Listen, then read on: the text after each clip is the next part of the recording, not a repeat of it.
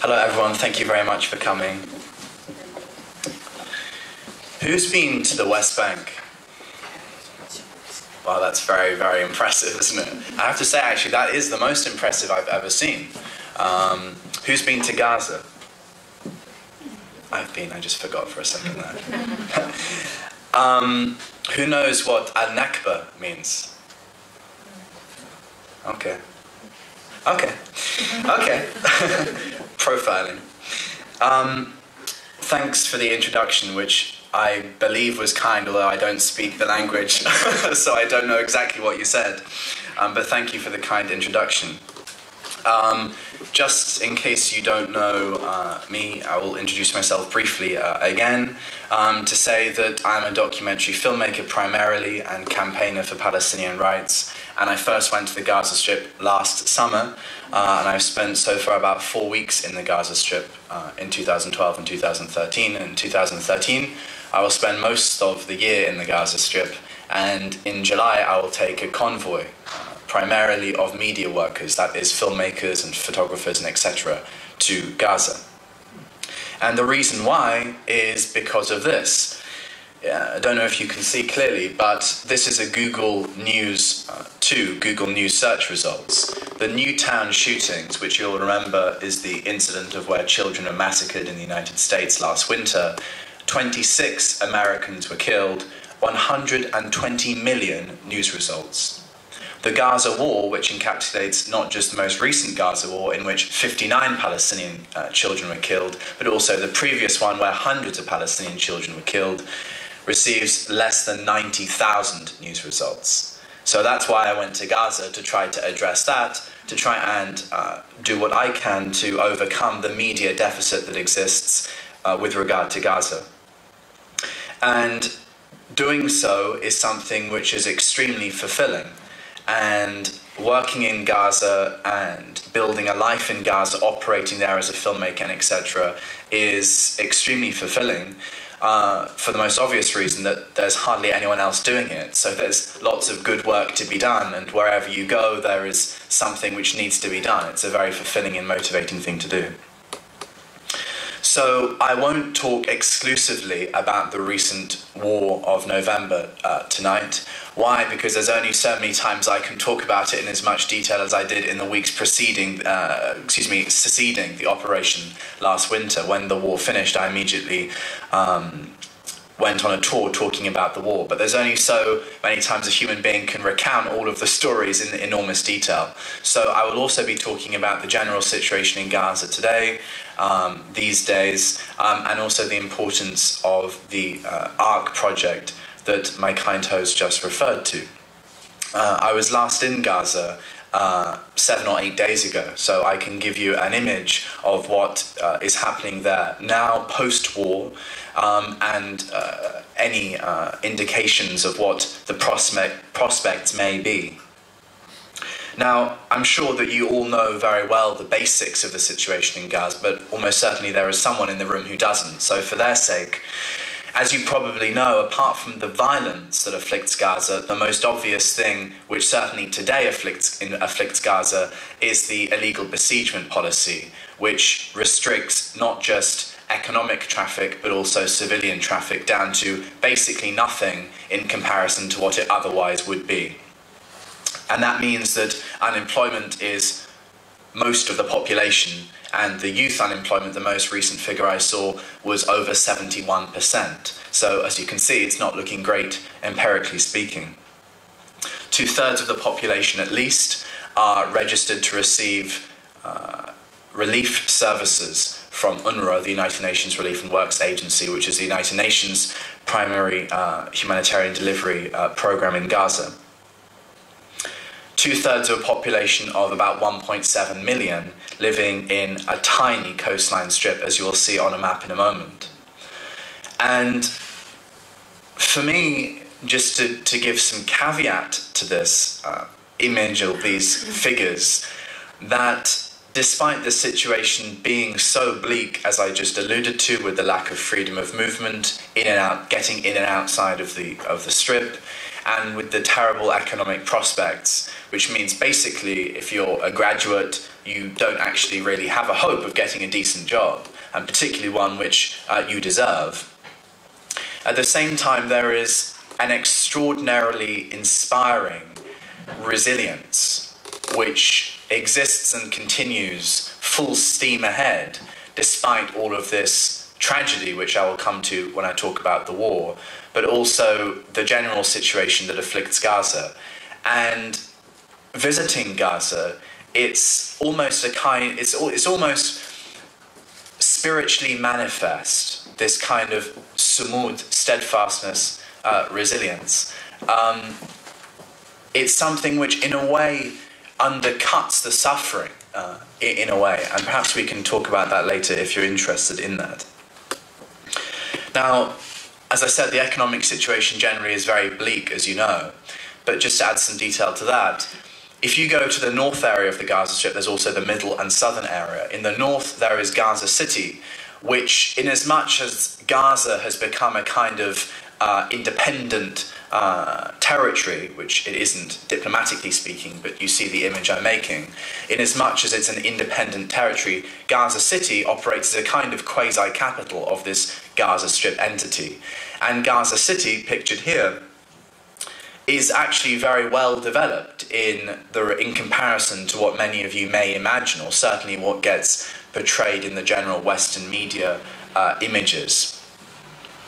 So when you go to Gaza City, my experience and the experience of speaking to others who have visited is being struck that this could all very well be downtown Cairo, central Cairo, etc., in the level of development that exists.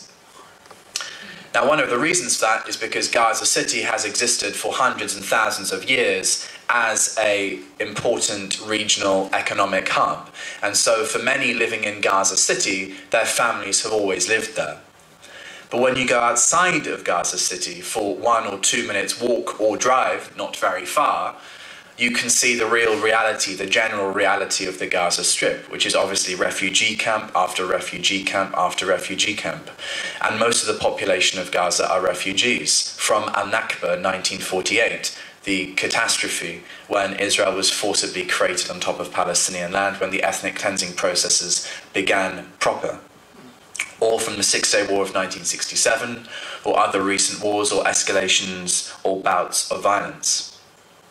And because this has been going on for at least 65 years proper, the temporary status of being a refugee, living in Gaza, the accommodation is no longer temporary, it's semi-permanent. So many people are living in breeze block box structures, in some cases without front doors, in some cases without adequate roofs, and only 3 or 4 days ago, I think, it was absolutely torrential rain in Gaza.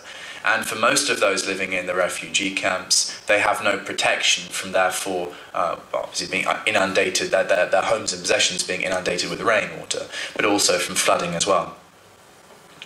So that's the stereotype bashed to an extent with Gaza City. But if you go outside of the city, it is, as you imagine, refugee camp after refugee camp, with most people living in terrible, terrible conditions. Now, just to give some detail to this idea of the imprisonment in one's own land, the British Prime Minister David Cameron called it the world's largest open-air prison, the Gaza Strip. There are 2 kind of forms of imprisonment, or even perhaps 3, that see that most Palestinians in Gaza don't really have a hope in hell of starting a life outside of Gaza. The first is that even if they were able to leave, given the restrictions on freedom of movement with the Israeli-controlled civilian crossings or the Egyptian-controlled civilian crossings, even if they were able to overcome those bureaucratic hurdles, number 2, they would have to be able to afford to leave. And for military-age men who are not in the military, but of military age, Palestinian men, they have to put up around $250 just to register to leave.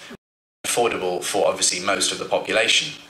So there's this kind of imprisonment, which sees that leaving becomes economically impossible for most. And then there's a third kind of imprisonment, which I will add another detail to that if Palestinians do make it into Egypt, then they're subject to extraordinary universal discrimination from their brothers and sisters in Egypt. It really is, in this sense, intra-Arab racism. And I've seen various personal practical examples of that. I'm not Palestinian, but personal, I mean in the sense of my friends in, for example, Cairo and other parts of Egypt, racism towards Palestinians, which for me is a shocking thing to witness because it just seems so against what you would imagine would be the normal brotherly and sisterly behaviour of two people, so to speak. So the last kind of imprisonment is the kind of diplomatic imprisonment, which sees that Palestinians are treated as the lowest of the lowest of the low in terms of world citizens, in the sense that, for example, to try and get access to the UK, which is harder than getting a Schengen visa to come here. You operate on the Schengen system, right? Yeah. It's much harder, as you probably know, to get to the UK. It's like trying to get out of a prison getting into the UK for a Palestinian. And my best friend in Gaza has applied 5-6 times to come go to the UK and has every time been refused a visa, although various thousands of pounds of bounty has been secured and letters from this MEP, this MP, this MSP, and etc. So there's a kind of diplomatic imprisonment which sees that Palestinians can hardly ever leave to another country, certainly to build a brighter economic future. So there are obviously various exceptions to that for those that are able to leave on scholarly excellence, meritocratically, academically, or in exceptional humanitarian cases, or because of other reasons. But generally, for most, they're imprisoned in their own land, and this is where they're imprisoned.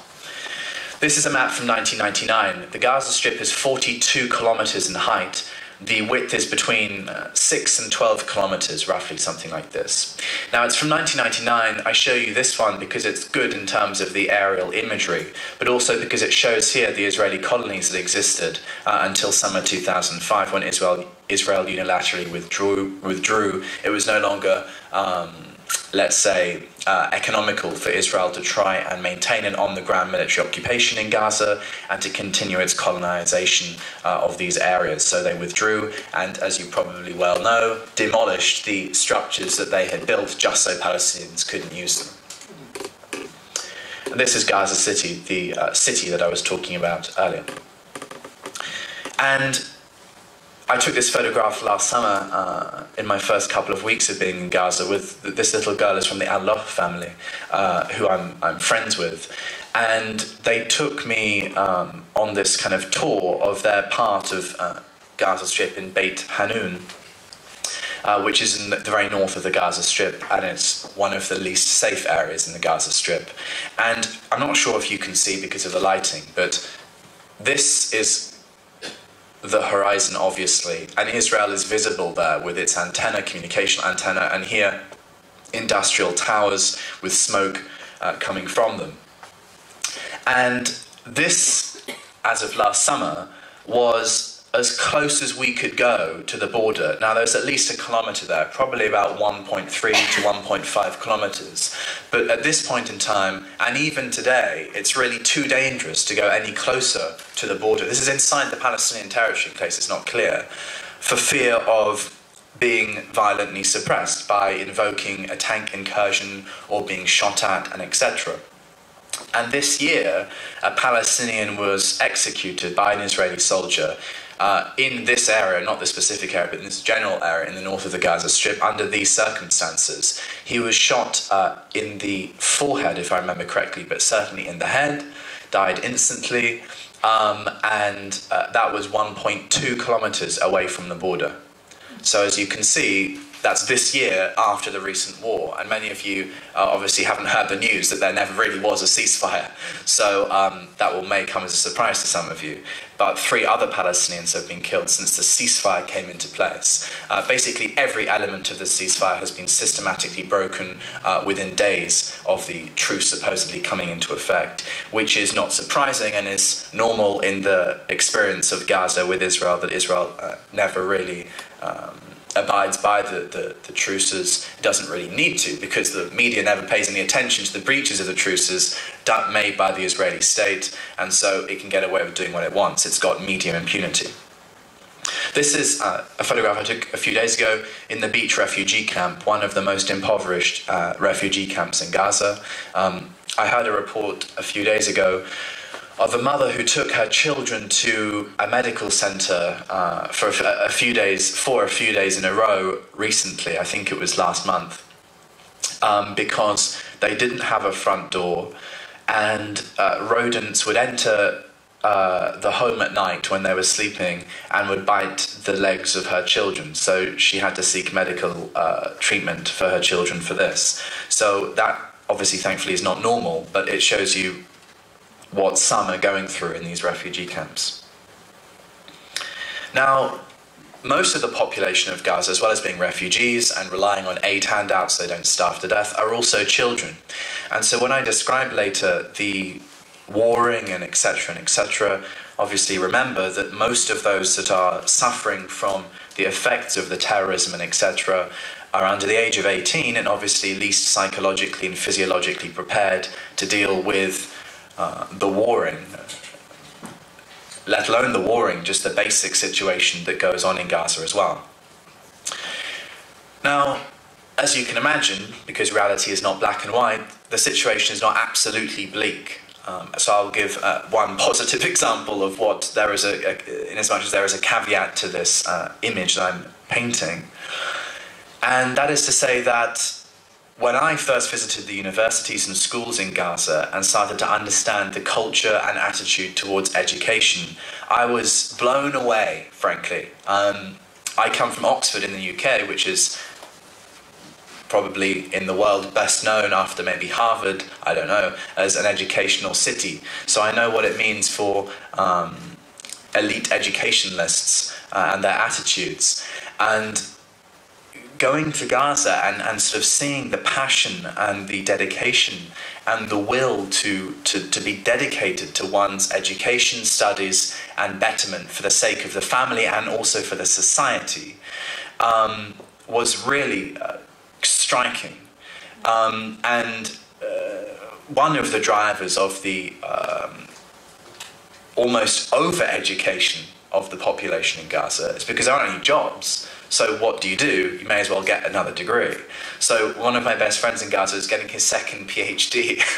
It's like, great. Yeah, so that's that. This is the building, which is a little bit difficult to see. I should have enhanced it, forgive me. But this is the building of the Al-Shoroq family that I was mentioning earlier. This building was directly struck, not during the recent 8-day war in November, but the previous 22-day war of winter 2008-9. A tank shelled the building directly at this angle, as well as the United Nations school just opposite this building. And thankfully, they had already evacuated the area and gone towards Gaza City, which is a safer place to be because it's less, it's more densely populated, it's more residential, if you will, it's less rural.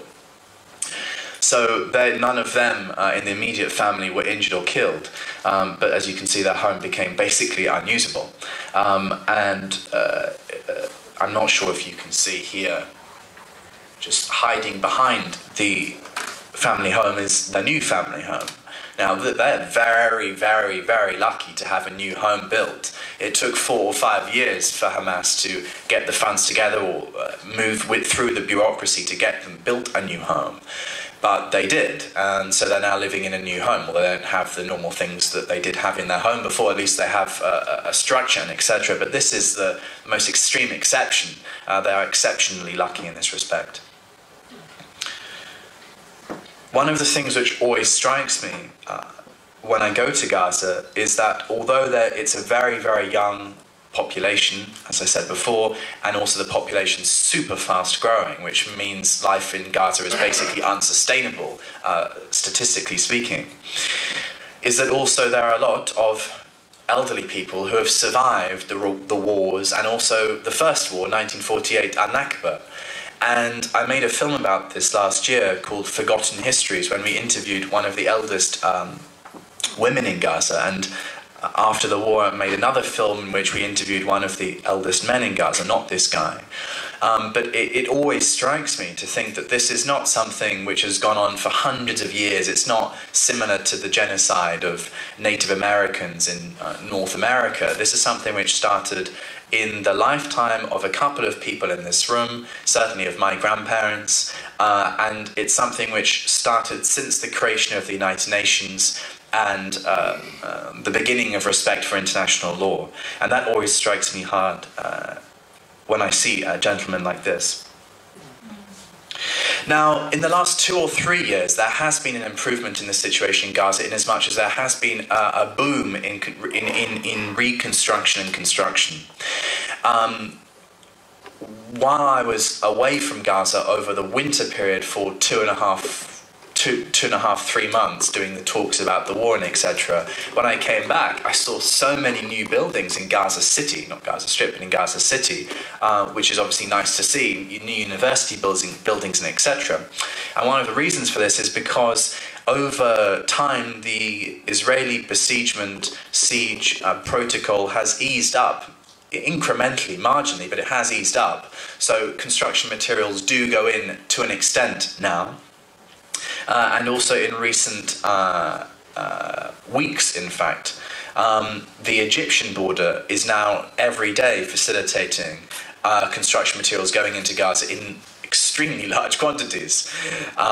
Almost every minute there's a new truck of construction materials going in. So this is positive, but even at this rate of import, it will still take a very, very long time for reconstruction to be affected. Why? Because there are tens of thousands of homes which were destroyed in the last few years.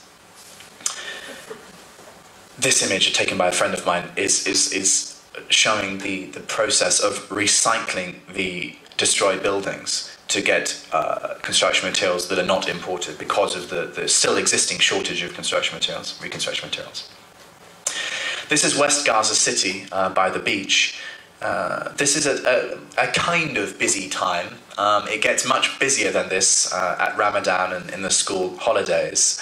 But what you can't see in this photograph, which could have been taken in a holiday resort, is that the water is heavily polluted. You don't want to touch that, yeah? You don't want to swim in that. You certainly don't want to drink that, which, as you can see, all of those children are doing. Now, hundreds and thousands of litres of raw sewage get spilt deliberately into the Mediterranean Sea each day because there is no adequate plant to deal with the sewage in Gaza.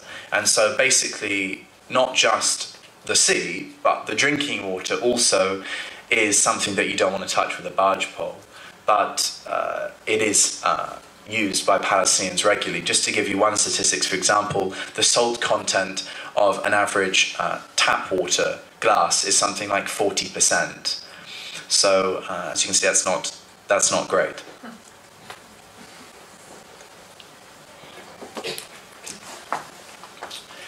This is another map moving forward now to 2003. You can see along the eastern border with Israel here what the map calls a security zone. That's basically an Israeli-imposed no man's land, a no-go military zone on the Palestinian side of the internationally designated border. Thank you very much indeed. And even today, that is still a high-risk zone, which basically you don't want to go in. And the Israeli forces shot at me and my colleagues in December, just before I left Gaza after the war, because we were too close to the border, inside Palestinian land. Yeah? And as I mentioned before, a man was shot 1.2 kilometers from the border. And so people, thousands of Palestinians living along the border, not only have this kind of view, Israeli walls and fences slicing up their land, but also that kind of dominating, occupying, oppressive force, actually oppressive, not just metaphorically. And in some cases, when there is actually a fence rather than a wall, to add insult to injury, they can actually see the flourishing Israeli settlements on the land which was, in some cases, owned by their great-grandparents 65 years ago. And when I went to the border and was shot at in December, one of the Palestinians that joined us said, that's my grandfather's land. I have the title paper, the title, the deed at home, which really drives home this idea of it, in essence, this narrative of it's all stolen land. That example gives weight to that narrative. And at the same time, another of my colleagues who was there when we were looking in a view similar to this across the Israeli territory, said, this is not fair, that's our land. And that really hit me because in a way it's true, actually, if you think about it morally speaking, not legally speaking, but morally speaking.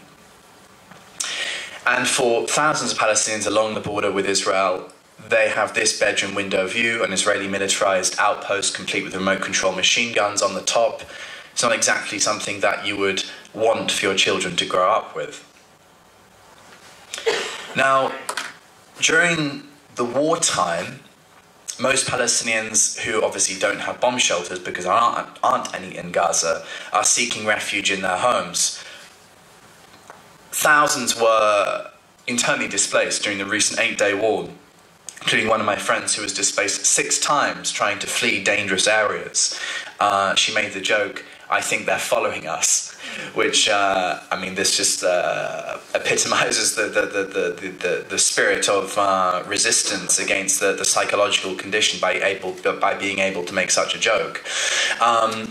But when the wartime is on, this really, I think, does a good job at conveying what that feels like, which is a kind of three-dimensional, anonymized, state-terrorizing force. So along the east, you have the mortars and tanks, you have the warships, the Israeli Navy to the west, then you have the walls and the fences, the closed crossings, you have the Apache gunship helicopters, the unmanned aerial vehicles, the F-15s and the F-16s. And it is, as I described, a kind of anonymized state terrorizing force, because you don't see the soldiers or even their faces when there is a vacuum bomb dropped on this family's home or etc. Not least because in so many cases the violence comes from unmanned aerial vehicles. Another thing which struck me about the recent war was that the population were almost, I hesitate to an extent to say this, almost prepared for the war, in the sense that most of the population having lived through the previous war, in a way it was almost normal.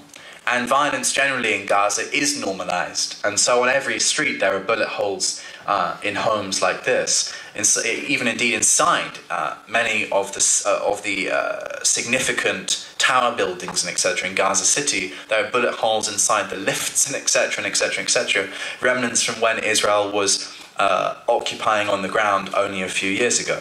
So violence is truly normalized, as is martyrdom. And so this is, and I mean specifically in this case, martyrdom of a resistance fighter rather than a non-combatant.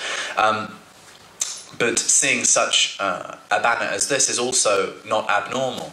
And I'm not sure if you find it difficult to understand why such a banner may be displayed. Sociologically or psychologically speaking, I don't find it difficult to understand why such a banner would be displayed. And just a few days ago, a couple of days before I left, we were driving southbound on one of the main roads going down the Gaza Strip, and I can't remember who it was now. I remember who it was now. A friend of mine said, "Oh, that's my brother who was martyred during the recent war. We just got this banner bought and put up on the main road, in his name to commemorate his martyrdom and etc." And so it's in the beginning, I found it difficult to kind of get used to this, but I guess in a way it's a kind of channeling of the grief and everything into something tangible and there. And that's why there are such banners like this across basically all of the Gaza Strip.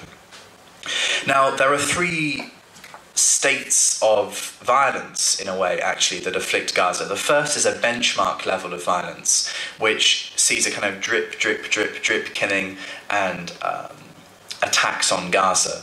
And at this moment in time, there's even a lull from the benchmark.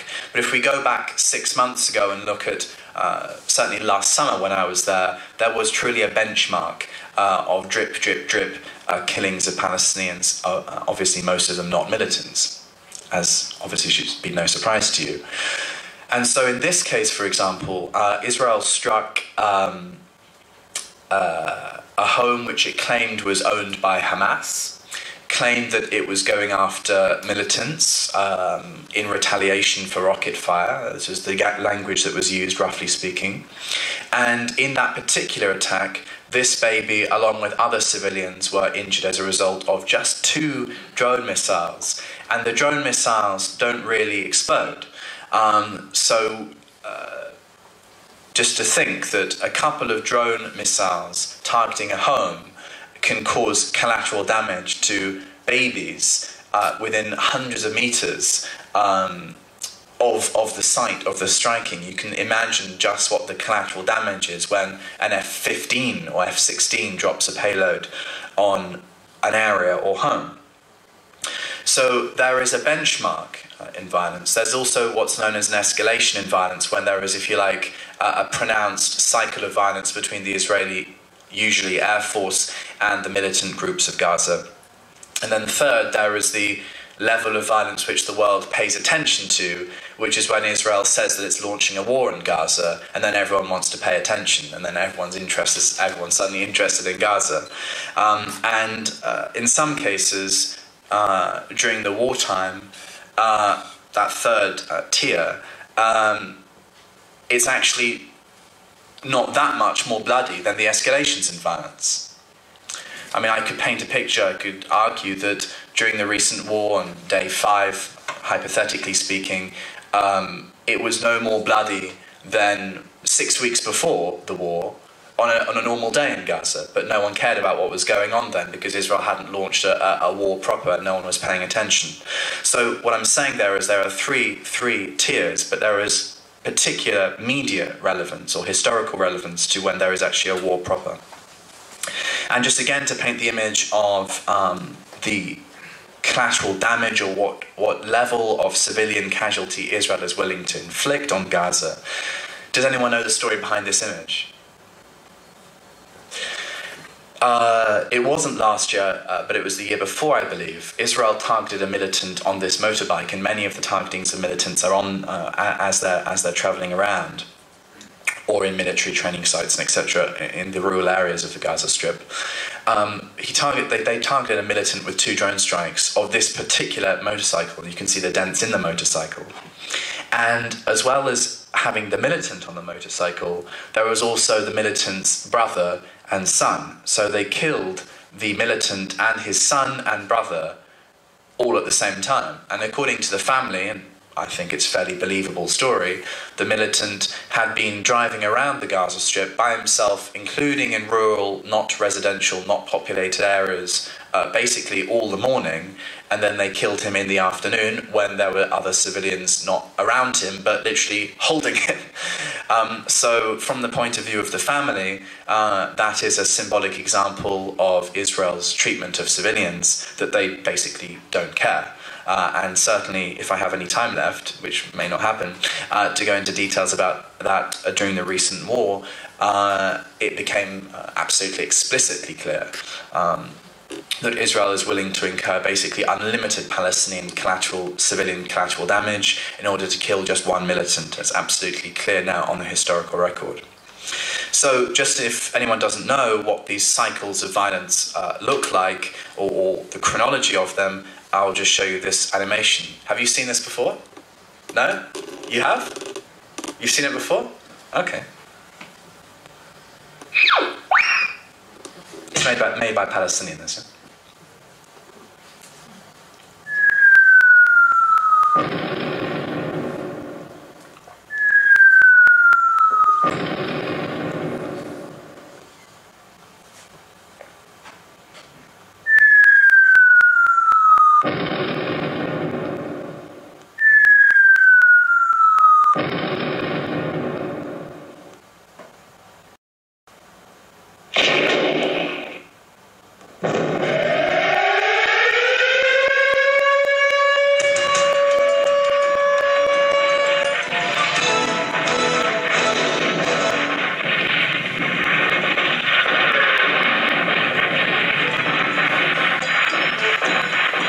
Just while the video progresses, because I don't have so much time.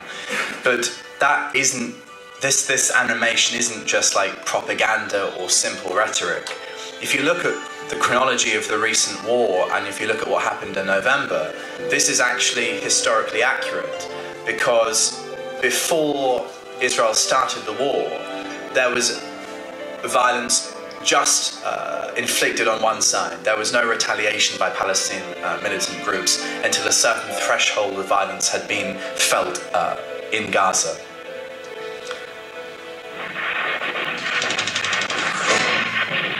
So that's that. So I'll now talk about how the recent war on Gaza started actually. And it started on the 14th of November at sundown. Now, on the 8th of November at sundown, there was a very specific incident which we'll watch a film about. But preceding the 8th of November, there were targetings of various Palestinians that saw them be killed. And there was no retaliatory rocket fire or anything of the kind from the Palestinian militant groups. This is even accepted by Wikipedia, which, if you have researched Wikipedia's treatment of the Israel-Palestine conflict, you will know all very well that it definitely doesn't support the Palestinian understanding of history. So that was very clear preceding the 8th of November, the chronology. What happened on the 8th of November is that Israeli force was responsible for the killing of a Palestinian 13-year-old boy. And you'll see this photograph featured in the video, which we'll watch now. Can I just do a time check? How long have I been talking so far? Okay, I'm going over time, but you look engaged, so I won't worry about that. So this is quite a long film. I mean, it's actually 16 minutes, and it's quite hard-hitting, and it's just about the killing of one boy. But you should bear in mind that this is one child, and since this one has been killed, 61 more have been killed in Gaza alone, and many, many others in the West Bank of Palestine. So this film is called Killing Hamid. Has anyone seen it? I know you've seen it. Okay. I'm sorry that you have to watch it again. On Thursday, the 8th of November, 6 days before it launched Operation Pillar of Cloud, Israel killed 13-year-old Ahmed Yunus Abu Jarad, also known as Hamid. He was killed right here while he was playing football with his friends. He died on the way to hospital. This man, Saleh, witnessed Hamid's death. Hamid was shot in his stomach, and he ran towards the steps of his home. We took him to the hospital in a car, but he died on the way. At the time, my crew and I were filming a few hundred meters away near the Israeli-imposed no-go military zone, investigating an incursion into Gaza. This is the buffer zone. We are greeted with the sounds of helicopters and Israeli drones. This is an Israeli tank, part of that incursion, just hundreds of meters away from Hamid's home. We heard live fire at the time Hamid was killed and ran to cover. We had no idea Israel had killed an innocent. I visited Hamid's school to speak to two boys who were playing with him when he was killed. On Thursday we were playing football and suddenly I heard Hamid screaming and shouting, "My stomach, my stomach," and then we saw him run to his home. While holding his stomach, he started to call out for his mom. His brother was there, who started asking us, "What's wrong with Hamid?" So I answered him that they shot him in his stomach. He was shocked and said, "You mean Hamid?" I answered yes. Then the car came to take him. As recent history has shown, nowhere in Gaza is safe for Palestinians, but Hamid's family home in Abbasan Khan Yunis is just a few hundred meters from the military buffer zone with Israel. Its horizon's under constant domination by Israel's surveillance balloons. It's one of the least secure places to live in Gaza, but for the large Abu Daga family, it's simply always been their home.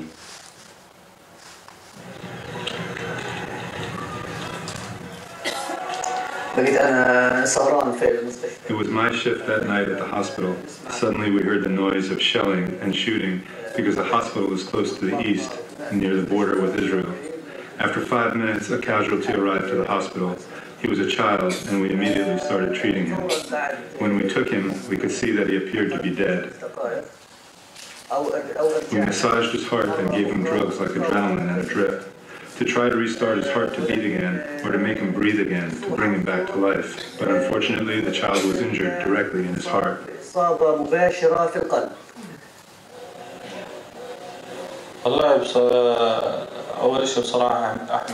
Ahmed was more than a brother to me. He was my friend. I spent most of my time with him. We used to play football together in the streets, and always used to play PlayStation together. We were together most of the time. What happened affected me a lot. I feel my heart is empty. Even yesterday I had my friend visiting me at home, and when they wanted to leave I accidentally said, "Hamid, Ahmed, show them downstairs." I forgot that he was dead. May his soul rest in peace. I said to myself, we put our trust in God, the best of planners.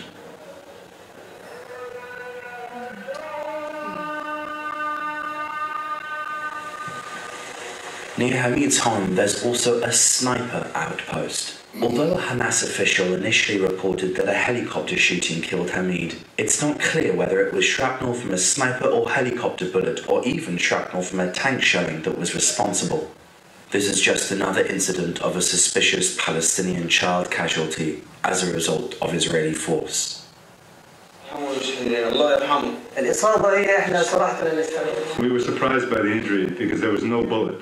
When there's a gunshot, there's an entry wound and an exit wound, but the child had only two very small holes on the right side and the left side of his torso, on both sides of his body. This proves that it was not a gunshot but shrapnel that killed Hamid due to a shelling, and the shrapnel entered his chest directly. It hit his heart, and when we examined him, we found two very small holes, 2 millimeters in size on both sides. Here in the hospital, we deal with the children's injuries with our very limited treatment capabilities. Our limited ability is one of our biggest problems because here in the hospital we are suffering from a shortage of the most basic medical supplies.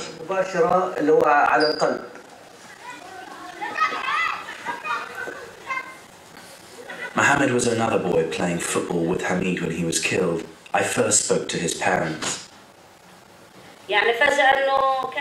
Hamid was here with us, and then suddenly, in seconds, we were surprised. He was gone. He was dead. My child was with him. I felt bad because my child was in the same place. May Ahmed's soul rest in peace. I asked the international community to stand up for the rights of Gaza's children. No one in this world cares about the children or people here in Gaza. We ask God to finish this occupation, God willing, as soon as possible. May Ahmed rest in peace in heaven.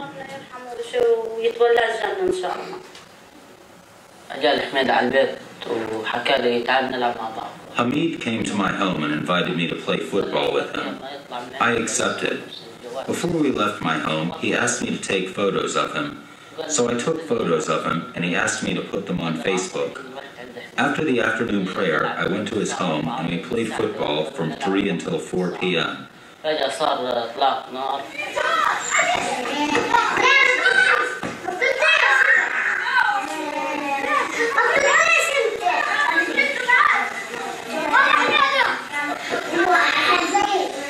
This is Hamid.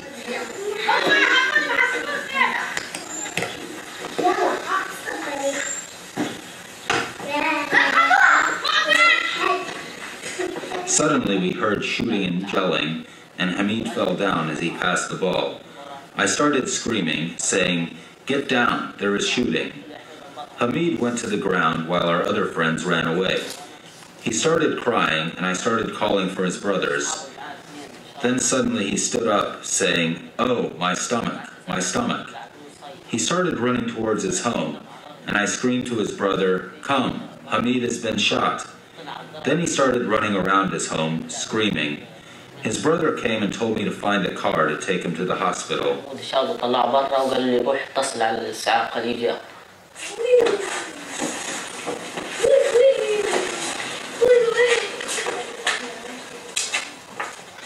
My child Mohammed has his exams these days. Whenever I ask him to study hard to succeed, he opens his books and then starts crying. I can't study. All the time he holds his mobile phone and looks at the photo he took of Hamid. I told him to focus on his studies, to pray, and I said to him, "Look how God chose Hamid to be a martyr and go to heaven. He was lucky." He always answers, I can't, because what happened affected me a lot. He's all the time crying and looking at Hamid's photo.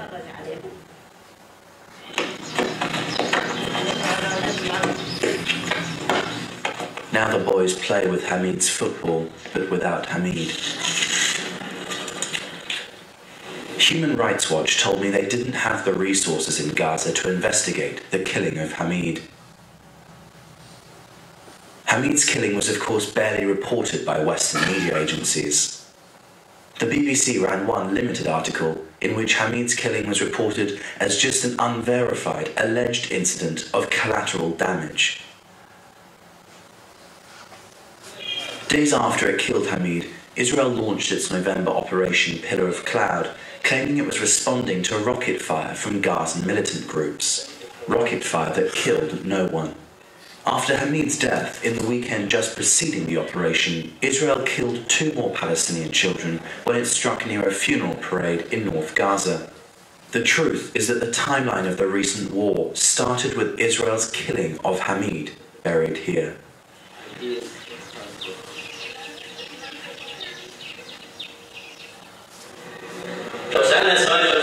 This was Hamid's classroom. A memorial wreath stands on his chair. Just before he was killed, he was sitting tests in geography and maths. We all went to school together and went home as a group every day. Every Thursday, we used to play football together. Sometimes he would invite me, sometimes I would invite him, and we used to go out a lot together. My brother was a religious fan of Real Madrid. He used to download the videos of all their games and goals to watch them play. Playing football was his biggest hobby. He always dreamed of becoming a football star. He always pretended he was Cristiano Ronaldo, and he was killed while he was wearing a Real Madrid t-shirt. Glorious is God. He lived loving football, and he died while he was playing it.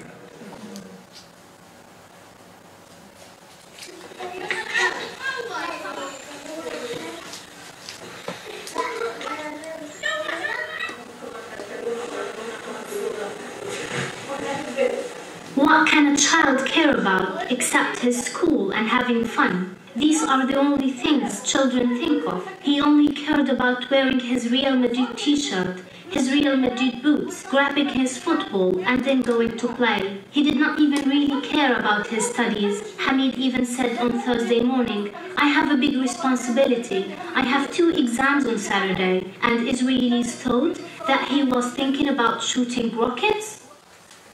Hamid's mother was motionless with grief. Some relatives wanted to show me Hamid's bedroom and possessions. His bed, backpack and mobile, his school books, football boots. The t-shirt Hamid was wearing when he was martyred.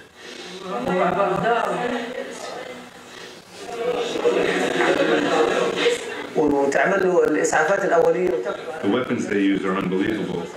We have received many injuries of this kind, not only with children. Ahmed is one of them. They're all the same. Very small holes in the chest, stomach, really anywhere in the body, sometimes 2 holes. But when we resuscitate them and take them to perform surgery, we see shocking damage, including lacerations in the intestines. Wherever the injury is, we see incredible damage. So we saw injuries similar to Ahmed's back during Operation Cast Lead. Since Hamid was killed, in Gaza alone, a further 61 Palestinian children have been killed by Israeli state violence. I went to Hamid's funeral parade. The pupils from his preparatory school arrived.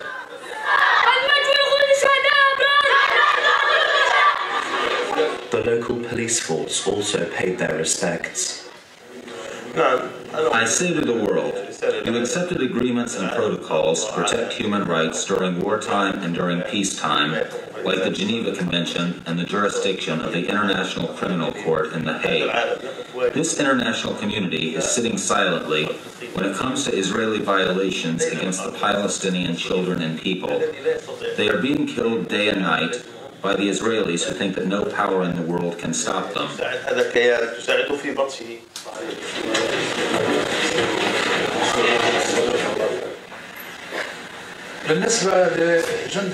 To the soldier who shot my son, he has to know that he killed an innocent child. Of course, he has his own children. How would he feel if he saw his son being causelessly killed while he was playing football with his friends? What's the crime he committed? ما الجريمة التي ارتكبها هذا الطفل؟ Why are our children being unduly killed in front of their homes? We ask God to end this occupation. أن يزول هذا الاحتلال.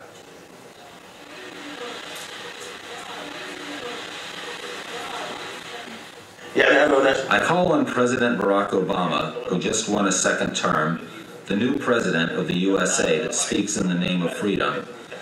Do the American people accept for a child to be killed while he was playing football in front of his home? If this happened there, in America, the whole world would stand against it. If this child has been killed inside Israel, would the state of Israel have stayed silent? Why does the international community continue its silence? This is a massacre of children inside Gaza.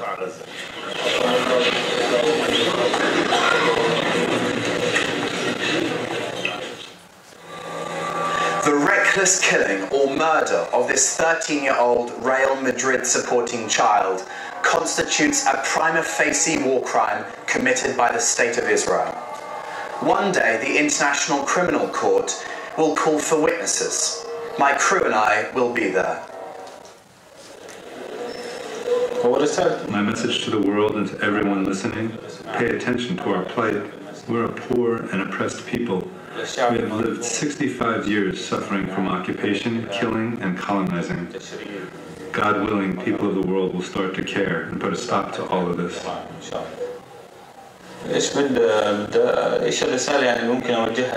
What can I say to the Israeli soldier who killed my brother? They are not human, because they killed a little child playing football. What kind of terrorism did he commit? They say they attacked terrorists and rocket firers. My brother Hamid was playing football, not launching a rocket.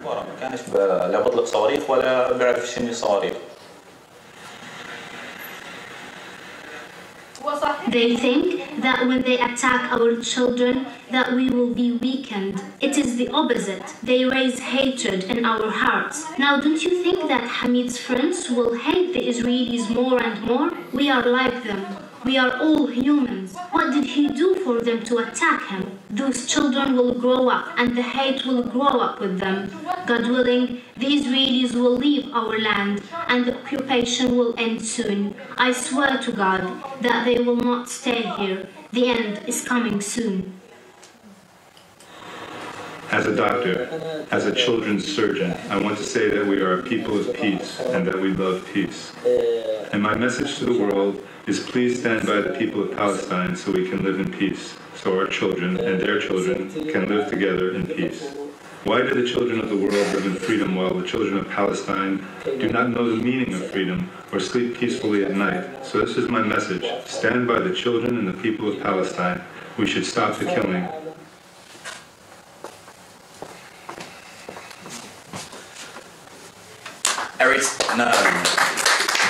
Every time I watch the video, it feels like it's 10 hours. It gets more and more hard to watch every single time played. The main takeaway here should be that this is one child and one set of friends and one family, one brother, one sister, and etc. And as it says in the video, there are 61 more cases of that just in the last couple of months. Now, I don't have time to go into all of the details of the recent war, and it's not necessary to go into all of the details of the recent war. But to give you some headlines that you won't have heard in the media. During the 8-day war, which lasted for 7 days and 3 hours, Israel attacked most of the main police stations in Gaza, raising them off the face of the map because Israel treats Palestinian policemen in Gaza as militants, as terrorists. Israel also targeted the main civilian administrative infrastructure, buildings and areas in Gaza, raising them to the ground like this. This was the Prime Minister's office. This is like a terrorist attack on number 10 Downing Street. That's what this means. But of course no one sees it like that because no one respects the Palestinian elections.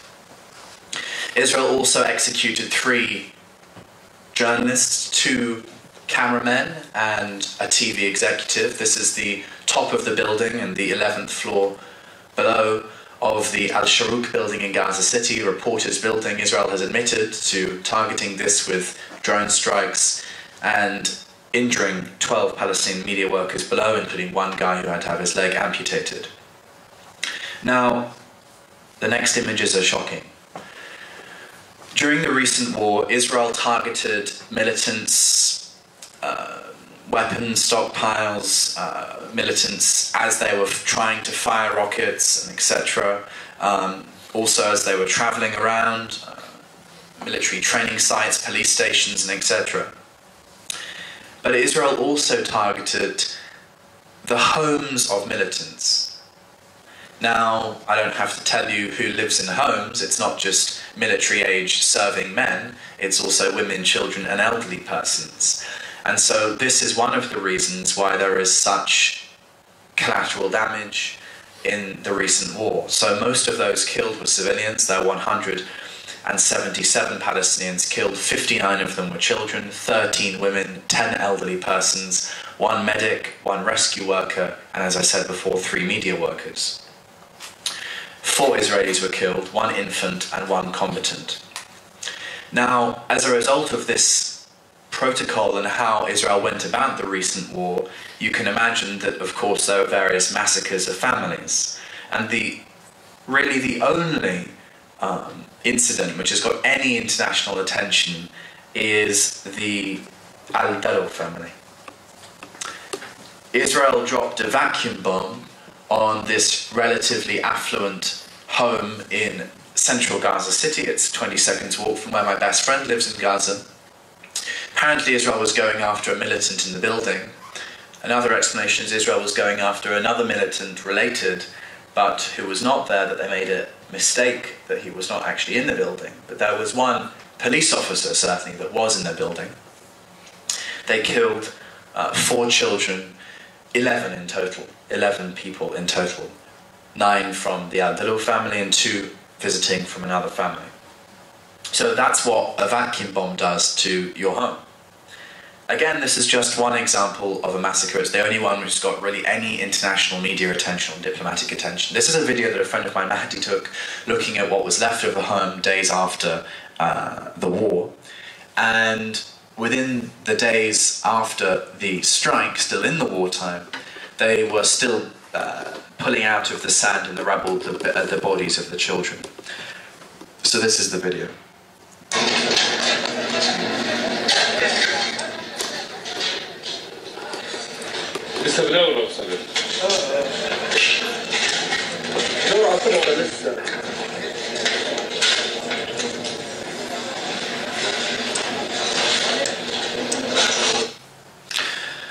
So that's the Al-Daru massacre. There's also the Al-Zur massacre, the Al-Azam massacre, and the Al-Hijazi massacre, which are the most notable massacres. So this is 2-year-old Mohammed, was 2-year-old Mohammed Hijazi. 2-year-old Mohammed was named after his older brother who had been killed, martyred in the previous 22-day war of winter 2008-9. The mother named this Mohammed after his late brother. The mother woke up in hospital during the recent war having lost 2-year-old Mohammed, her other 4-year-old baby son, and her husband all in the same Al-Hijazi family massacre during the recent 8-day war in November. Now, as I said before, remember that most of those in Gaza living in Gaza are children. And, as I said before, therefore least prepared to deal with this kind of situation. This is a video, again, taken by my friend Mahdi. This is his niece, Suzu. This is on the first day of the war. And you see one airstrike, you see one child, you see one adult, and you see the reaction to that reality. And I'll say this again afterwards, but remember that most of the population of Gaza are children, so you can times this by hundreds of thousands of examples, and times it again by 1,000, because there are over 1,000 airstrikes during the recent war. And when there's an airstrike in the north, generally it can be heard in the south. When there's gunfire in the east, generally it can be heard in the west, and vice versa, because of the tiny size of the enclave. So this is Suzu.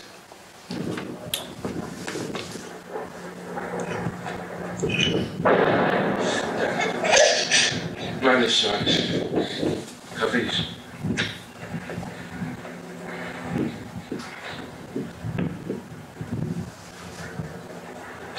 ازاي ماما؟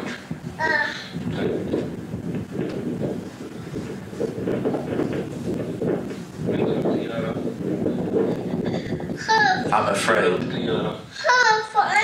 ليش خلاص تعال خفيف تعال مين ضرب هذا الصاروخ؟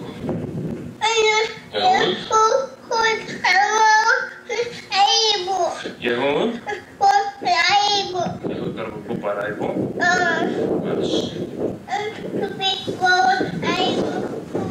يهود ايش عملوا؟ يهود ضربوا بوبا عيبه ليش يهود ضربوا بوبا؟ So this video is less than a minute long, and it's the lightest example that I could have showed you. Obviously, it's the lightest example because it's just one airstrike. During the war, I made an average that every 5 minutes a Palestinian was killed. As I said before, every minute there was an airstrike. Now, I've only got a few more things to show you and tell you. If then you have any questions, we can do that. But just to give you some more details of the war, that the bombardment was at some points three-dimensional, from land, sea and air, all of the same area, that there was generally no lull in the attack, that the maximum lull was for just under 90 minutes, an hour and a half. As I said, most people have already stockpiled food, fuel and water and are seeking refuge in their homes. In many cases, thousands have been internally displaced trying to seek refuge in safer areas with their family members, extended family members, in their homes. There was a caveat to this image, which is that the war ended on the 8th calendar day rather than the 22nd calendar day, as with the previous war, and that this time there was no full-scale ground invasion. And from the Palestinian general narrative, it's seen as a positive thing that there was unprecedented military resistance from the Palestinian armed groups in terms of quality and quantity and unification of force. For the first time in a long time, the military groups in Gaza collaborated to attack Israel with rockets and etc. and etc. and etc. And this, certainly in Gaza, is seen as one of the primary reasons why the ceasefire came into place on the 8th, 9th day rather than later. So this is a photograph, one of the last ones for the organisers, just to say that, I mean, I live in this area actually in Gaza, but this is just outside the home of a family that I'm friends with, and this little girl is from that family. This is at the funeral parade of a friend of mine that was killed during the war. So Zaki was killed. We in the beginning were told that he was killed as collateral damage, that he was trying to help those assumed injured in an airstrike in central Gaza City, that he was in the vehicle behind one which was struck and stopped his vehicle to try and help those that were assumed injured. And then Israel struck again, targeting the first vehicle again, as it so often does, killing those civilians that were trying to help. It turns out that this isn't the case. Now, Zaki was a member of Fatah, which is, as you probably know, the absolute binary rival of Hamas and is the favourite of Israel among the Palestinian factions.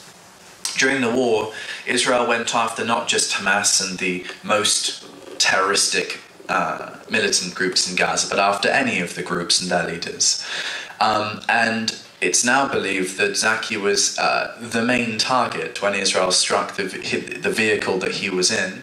It's believed that they locked onto his cell phone signal, and he was on the phone to his brother, that's one of my best friends in Gaza at the time, and the missiles from the drones targeted his head directly because he was on the cell phone. And then the drones also targeted the vehicle that came to assist the first vehicle that was struck. So I'm telling you that example because it's the closest example to me and I'm standing in front of you. So in this sense, it's a random example. But as I said, most of those that were killed during the war were civilians, like Zaki. And among those injured casualties, there were almost 1,500, that's 1,500 injured, and almost all of them were civilians. More than 80% were women or children alone. So very, very, very few were combatants. So I won't show you this video, so I'm going to skip this. Hopefully it won't play, it's playing. Okay, I managed to skip that. I've got a few moments left to detail. What's happened since? I already touched on this before, that there were various breaches of the ceasefire, well over 100 breaches of the ceasefire, 4 Palestinians killed in Gaza, continued harassment of fishermen to the west on the Mediterranean Sea, and harassment of Palestinian farmers to the east. There was also on April 2nd, just before midnight on April 2nd, on the day leading up, the minutes leading up to the 3rd of April, 2 airstrikes, 2 confirmed airstrikes, potentially 3.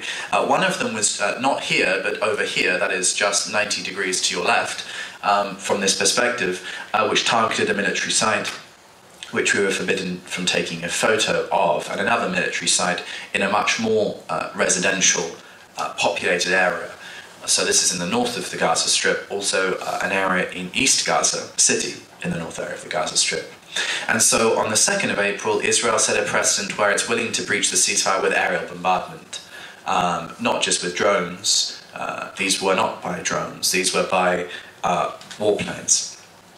So really, things are not that much different from how they were 6 months ago. 6 months ago, on any random night, you would expect the killing of a Palestinian, usually man my age, being targeted. And speaking today, things are, in this sense, relatively quiet. That's not expectable. Having said all of that, what has Israel achieved with the recent 8-day war? Well, not really anything, not thinking about it objectively. Why? Because the rockets apparently continue to exist and apparently have been fired at Israel in the last couple of weeks. So obviously that was a failure. If the operation was designed to stop rocket fire, it certainly hasn't. The will of the militant groups certainly was not diminished because they consider that they won the war, because the war, this is what they call it, because Israel was, if you like, forced to step down, failing on the 8th calendar day. And so from a kind of objective point of view, it was a failure. And so then you ask yourself, well, what actually happened? You just see that generally almost all of those that were killed were Palestinians, and then you see it, well, a lot of Palestinians were killed just before the Israeli election. And that's a very cynical analysis, but it's also backed up with academic research, which is that if you look at the Israeli elections over the last 10 years, you can see that there's a temporal correlation with military operations launched against the Palestinians, not just in Gaza, but also in the West Bank. So we're back to something more like what we were before, apart from it's not expectable that there's an aerial bombardment at any moment. There are warplanes going over Gaza just a couple of hours ago, though, going at such a low altitude that it causes the effect, feeling of an explosion for those underneath the warplane that's travelling at a fast speed at a low altitude. So the kind of harassment affecting the whole population still goes on to a level. So Gaza is still, legally speaking, an occupied territory dominated by the Israeli occupying entity, and the oppression continues. And most obviously, the besiegement continues. Sorry, this is like flashing forward in time. I want to just talk very quickly now specifically about the besiegement and breaking of the siege, and etc., etc., etc. Now, with anything to do with, and I'm talking practically now, with anything to do with Palestine or efforts to raise awareness for Palestine or trying to do anything politically for Palestine, it's all about the media and whether people see if something's happened or not. Now, as I said before, Israel has broken the ceasefire most gravely at least 100 times. And this is totally unacceptable to most people in the world because they don't agree with such kind of behaviour. The problem is that most people in the world don't know it's happened. And if you look at things which have helped the Palestinian cause, generally speaking, as a rule of thumb, they've got media attention, and that has been one of the essential components of their helping. And that's what the Gaza Ark will need. Now, if we look at what the Gaza Ark is trying to do in a very, very original and intuitive way, it's trying to break the siege and do various other things, but most essentially break the siege. And the siege is this import-export siege, generally on Gaza, which has been broken, but not completely. So you will know about the land flotillas that have gone and the one maritime flotilla which did successfully enter Gaza, and etc. And you'll know that there is some export from Gaza, but it's a trickle. The idea with this project is to break it more forcefully in a way that can get the world's attention in a more pronounced manner to make more of a long-lasting impact than the other successful breakages have managed to cause. So this is the marina in West Gaza City, and it was a port, but Israel bombed it, so now it can only take small boats like this. Now, the idea with the Gaza Ark, as you probably will know, is the construction of a boat which will then be sailed out of Gaza with a symbolic load of Palestinian goods, which will be exported to people around the world who have bought them online, and also a symbolic load of personnel, international people of repute and Palestinians on board. And the idea is to confront, indeed to peacefully provoke the maritime siege. Now, if you try and go out in a fishing boat, one of these normally, basically you will get sunk. You'll be shot dead, or water cannon will be used to sink your boat to repel you from going more than 3 nautical miles out from the coastline, and you will have to go home before you sink. So that's what normally is going on. But there are very, very few times when that kind of treatment has been documented, when there has been any media attention on those kinds of incidents. They've been documented by the human rights groups, but in terms of actually media attention, light being shone on those breaches of these people's human rights, there have been very few. And so the idea with this is to overcome that by shining tons of light on whatever Israel may do to that effort to export, obviously totally peacefully, Palestinian clothes and etc.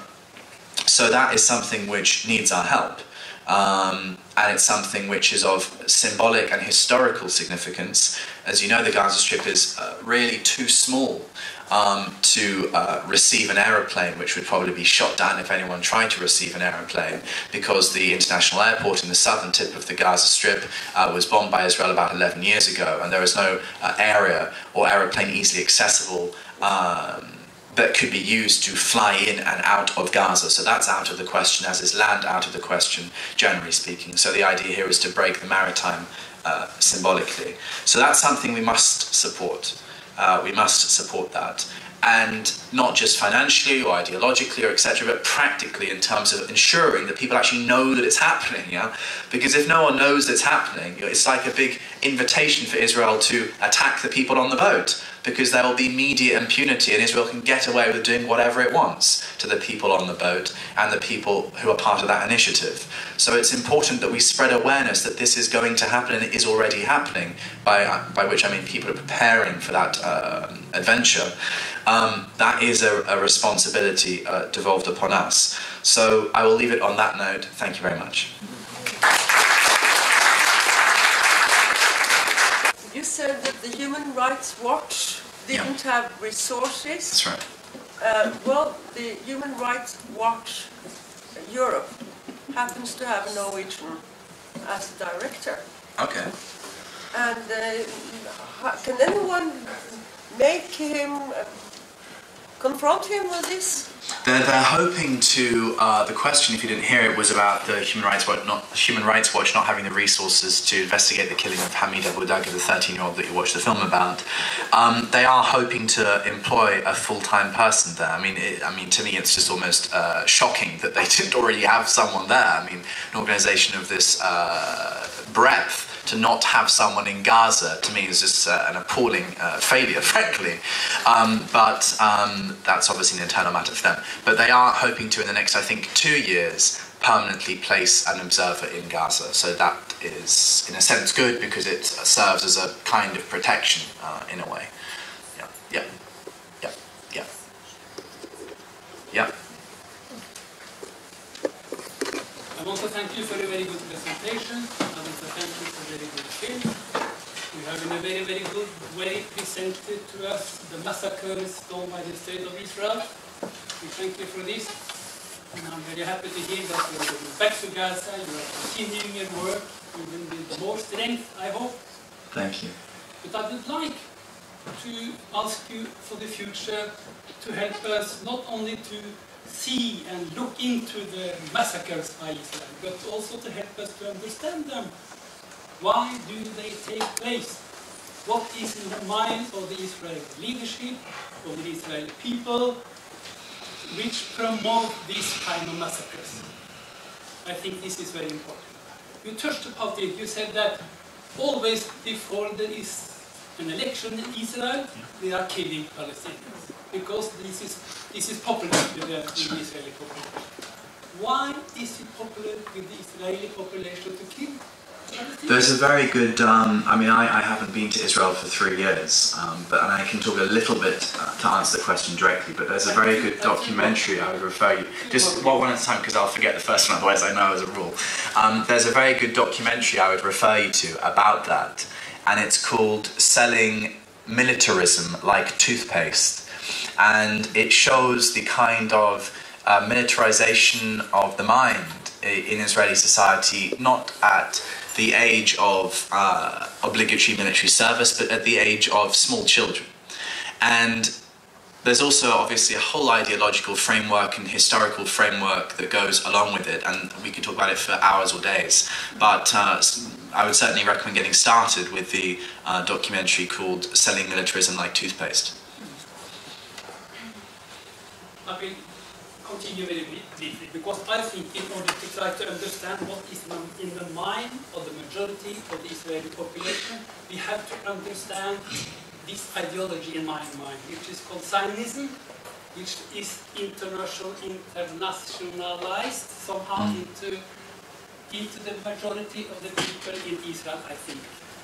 And you said, why is it that the international community do not react to these massacres?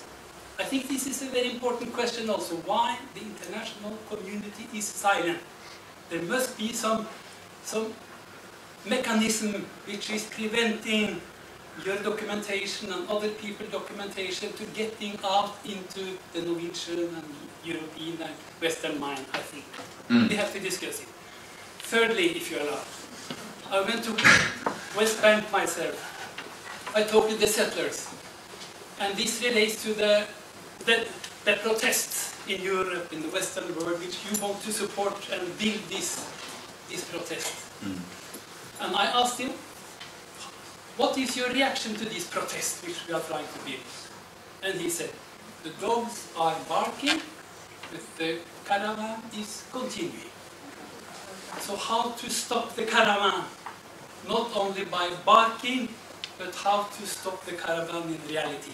And my last point, if you study the ideology of the Israeli leadership, they put forward that they have aims to take the whole land.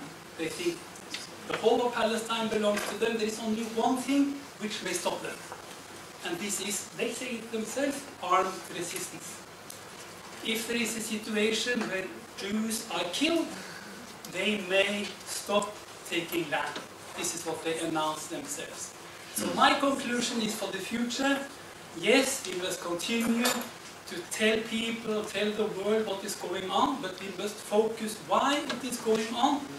And I think in the very, very end, our position should be, unfortunately, there is no other way than to support Hamas, support Islamic Jihad, to support the military resistance. This, I think, is the only way to stop Israel. Well, there are so many things to reply to there that we need a couple of days, but I will reply to the last one because, as I told you, I can't remember the ones that forgo the last one. The thing about the armed resistance is that certainly, it doesn't matter what I think about it because I'm not Palestinian, but certainly in Gaza there is widespread support for the armed resistance, the resistance groups, and you refer to them, not actually, to be honest with you, by the correct names, but you probably knew that because the political factions like Hamas, Islamic Jihad, Fatah, they each have their own military wings, and those are then the armed groups. So there's the Al-Quds brigades, the Al-Qassam brigades, and etc., and etc. So these groups have quite a kind of strange, complex relationship between them and how they operate on the ground during wartime and outside of wartime. And in some cases they can't control each other, they can't work together, and etc. But as I said in my talk, during the recent war, their contribution to protecting Gaza was seen as a success, and it's certainly believed that if those groups didn't exist, if they weren't armed, that Gaza would still be occupied today, like it was in summer 2005 when they had to withdraw. And so in this sense, Gaza is a very hopeful place because it's a big fat Palestinian fact on the ground which isn't going away anytime soon, which has its borders defended by armed groups which pose a threat to Israel's security. So, I mean, again, we could talk about that for ages, but certainly in Gaza, my experience is almost all Palestinians accept the armed resistance and see their contribution to the maintenance of life in Gaza as being a contribution not negatively but positively. Yeah. But I feel like it's just a pause. Like, the armed force is not like, it's not going to stop. Like, Israel cannot take over the country in one day. You know they can. You know it's possible. You know they can, because the world will see it. So I feel like, okay, the armed force is there, but they will not change anything, because they're going to kill them anyway. And we know, like, you can't lie and say that you know that Gaza is secure. You know, in the West Bank, where Israel is successfully colonizing the West Bank and occupying, etc., the trajectory is that it's stealing land, and it's doing that in an increased manner, and on the current trajectory it's not looking good. But in Gaza that's not happening. And it's not foreseeable that Israel will be able to take Gaza, even if it wanted to. In fact, just to say, there's one outcome which may work well for Israel, obviously not for the Palestinians, is that a three-state solution or a two-state solution where Israel has the West Bank and Gaza just becomes a part of Egypt. You know, Gaza is not a problem so long as there's no rocket fire, because the Palestinians are just locked behind a wall starving. So they don't really have an interest in Gaza in this respect. You know, Israel can't do everything it wants. Absolutely not. If you look at the recent 8-day war, Israel got away with less. It couldn't be as barbaric as it was, to speak crudely, as the previous war, and it was over quicker. And at the same time, conversely, the international level of outrage was as much as the previous bloodier war, or even more. So the outrage is increasing, and what Israel can get away with violently is decreasing, certainly vis-à-vis Gaza. And so I think we have to hold on to that kind of analysis and means of which to be hopeful by. Because in the West Bank, it's not looking good, but in Gaza, it's not getting worse in that respect. Yeah. Yeah. Do you have a comment on the fact that Israel got this football championship for young people in Europe? Like sort of they were given a reward for this Gaza war. They got the football championship for Europe. I don't know if everybody knows that, but Norway is supposed to be playing there. Is this the UEFA or not? I don't know anything about football. So yeah. Well, I mean, what can I say about that? Israel's not even inside Europe, so this shows the level of dominance Israel has in Europe. It's not even inside Europe. In fact, if you buy travel insurance for Europe only, you'll see that on the list of countries is Israel, although again, it's not in Europe, which says a lot about Israel. Yeah. What does people on the Gaza Strip think about Third Intifada? I'm not Palestinian, and I don't represent Palestinians, but I will do my best shot at an estimate, having not done a poll or done something scientific about that.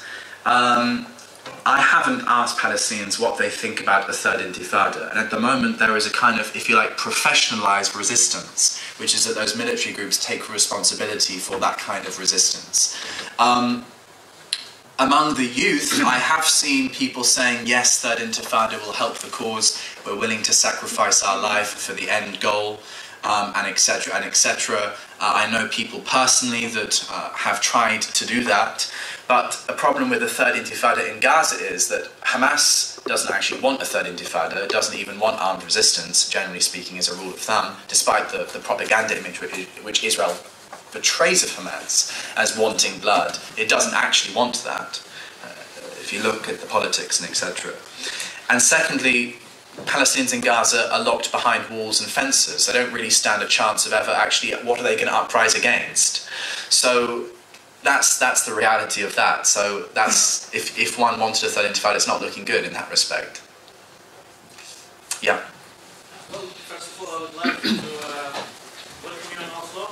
It's your first time, and hopefully you will come here more often. It's a valuable work that you contributed to.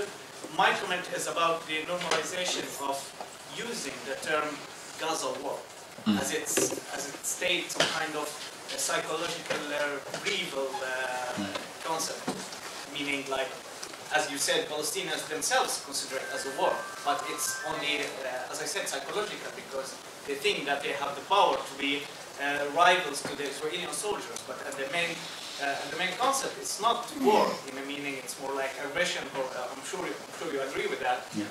Like aggression, or of course, nobody using genocide these days. So, no, indeed. It's worth it to mention also that it's not only war, but it's more like a tendency to occupy and to protect them in a violent way. A friend of mine showed me a video from the Russell Tribunal on Palestine, and there was a Palestinian professor from Birzeit University that coined, I think, or certainly invoked the term sociocide, destruction of not just the land and the environment and the resources, but also the culture and everything that comprises the society, as well as political governance, the splitting of West Bank and Gaza, the destruction of the ability to hold elections by propping up one side, factions, etc. The only reason why I use war is because it would be difficult for me to say to Palestinians, that was a massacre, that was an onslaught, because what I've discovered, I guess, is that the word war is used in a way to prop up the idea that there is a chance which can be stood, when actually there isn't a chance that could be stood, not in a conventional sense. So in a way, I don't know, I mean, I'm not a psychologist, but that's my amateur psychology. So I use it kind of out of respect for that. But in a sense, I agree with that analysis. But on the other hand, and I guess that in a sense, there kind of was a war. There certainly was a media war, which the Palestinians won this time. And secondly, certainly this time, I heard comments that for the first time in a long time, Palestinians in Gaza felt that there was a Palestinian defense force that was able to see off this aggression. And that, I know, is not a war when 59 Palestinian children are killed and 1 Israeli is killed, but the idea that certainly wasn't like before on that trajectory was there. So those are my thoughts. Yeah. Yeah. Yeah. Thanks for the presentation first and your live streaming during the war, or what to call it. I'm wondering a little bit about the political situation internally in the Gaza and maybe also in the West Bank, about the relationships between the different factions and parties. You mentioned it very briefly during war, the different factions have a complex cooperation. But I also wonder, like, more concrete, how easy is it for example, Islamic Jihad or PFLP's militants to launch an operation by themselves without Hamas approval? And also, how strong is Hamas political hegemony now in Gaza? I don't know if you have time, but... I do. The first thing, I mean, I'm not an expert on these matters, but I'll tell you what I know. The first thing about the independence of the groups, any autonomy to launch operations, is that over time, Hamas has been increasingly efficient in cracking down on any independently launched aggressions or operations, right? I mean, Hamas has tortured militants from the other groups to try and make them stop, in projects to try and make them stop, operations to try and make them stop. So you can see there that obviously that's not exactly conducive to operations. So Israel doesn't really want an intifada, a third intifada being sprung up from Gaza. It doesn't really want people trying to crash down borders with Israel and fly into Israeli territory. I can't think of the words escape me. Rush through the fence and break through into the Israeli territory. At the same time, it doesn't really want any rockets being fired out, and etc., and etc. So that's speaking today to answer that. Second question was about the political hegemony. I think that today Hamas's political capital is less than it was in the winter time. If there was an election, I'm sure that Hamas would be wiped off the map in favour of Fatah, as would be the vice versa in the West Bank, because people are fed up of having X or Y for 7 years, particularly in Gaza because of the level of interference with personal freedoms, and in the West Bank the idea that there is widespread corruption, particularly on the Palestinian cause itself. So that is a kind of, I mean, I don't necessarily agree with that, but that's a rough reading which I hear a lot. So I hope that answers the question. Yeah. Yeah. I would just say that I think what Israel is afraid of is not military power, it's non-violent action. I think that's what they are afraid of. That's my personal view. I mean, they're afraid of boycott on the BDS. Yeah, that they are. If you had 10,000 Palestinians in the West Bank, as Dr. Norman Finkelstein, the American Jewish academic, said, taking a sledgehammer to the concrete separation barrier, the apartheid wall, the hammer in one hand, and on the other hand, having a print-off of the 2004 advisory opinion of the International Court of Justice, and then an attempt of 10,000 Palestinians to try to demolish the wall, I'm sure that that would be beneficial to the cause in terms of raising awareness, and that would cause a massive problem for Israel. But that kind of massive non-violent resistance doesn't exist in the West Bank, where there is an opportunity to engage, because obviously they're not behind walls to an extent, because they're occupying soldiers inside the West Bank. I wonder, could we... Perhaps we have a lot of questions, and this is very interesting. I want to say a few words myself about the Norwegian Gazas Ark campaign. I wonder if I take, for instance, 3 or 4 minutes to say very few words about that, and then we take a break, and then we continue afterwards with the discussion and. You guys are keen. Yeah. You're very keen. Is that okay? Is that okay for you? And I think I'll just say a few words, and I think I will say it in Norwegian because it's more efficient for myself to then I'm able to be short and accurate. For det første, Ship to Gaza Norway med I Freedom Flotilla Coalition, som en internasjonal koalisjon som ble dannet gjennom disse flotiljene som prøvde å bryte Israels blokade ved å komme inn til Gaza med skip. Og som Harry sa, så det eksempler på at det lyktes tidligere. Så var det denne 2010-ekspedisjonen med Mavi Marmara som det mest kjente eksempelet, hvor Israels marine angrep og drepte 9 tyrkere. En av dem var også amerikansk statsborger. Og det var jo en stor tragedie. Samtidig så ga det så store internasjonale reaksjoner at det I seg selv var en viktig begivenhet for å presse fram lettelser I Israels blokade. Så prøvde vi I 2011 å komme oss ut fra Hellas stort sett med en større flotilje, og da klarte Israel å få Hellas til de outsourcet blokaden til Hellas, og så vi ble stoppet der. Og så hadde vi Estelle-ekspedisjonen I 2012, som også ble kapret I internasjonalt farvann. Et fredelig seilskip. Ingen kunne tro at dette på noen måte truet Israels sikkerhet, men det ble kapret I internasjonalt farvann. Og folkene ombord ble brakt til Israel og til dels utsatt for ganske tøff behandling og voldelig behandling med elektrisk sjokk, pistoler og sånt under kapringen, som var en helt forferdelig begivenhet. Men vi har kommet til at dette med å prøve å sende skip inn til Gaza, det begrenset på mange ganger, det noe vits I, for å si det sånn. Det vekker en del oppmerksomhet, og som Harry sa, det helt sentralt at vi får den internasjonale oppmerksomheten om det som skjer I Gaza. Men det nye prosjektet altså å bygge om en fiskebåt til lastebåt I Gaza, og gå ut fra Gaza med den, fordi at det vil da synliggjøre at dette vesentlig mer enn en blokade I vanlig forstand, som som blokkerer import. Det også en blokade av eksport, og det en politikk for å ødelegge muligheten for folk I Gaza til å leve av sitt eget arbeid. Det det som egentlig kjernen. Altså, de gjøres til hjelpemottakere, på veldig stor grad på et eksistensminimum. Det klasseforskjeller I Gaza også, det noen som rike, men de fleste veldig fattige.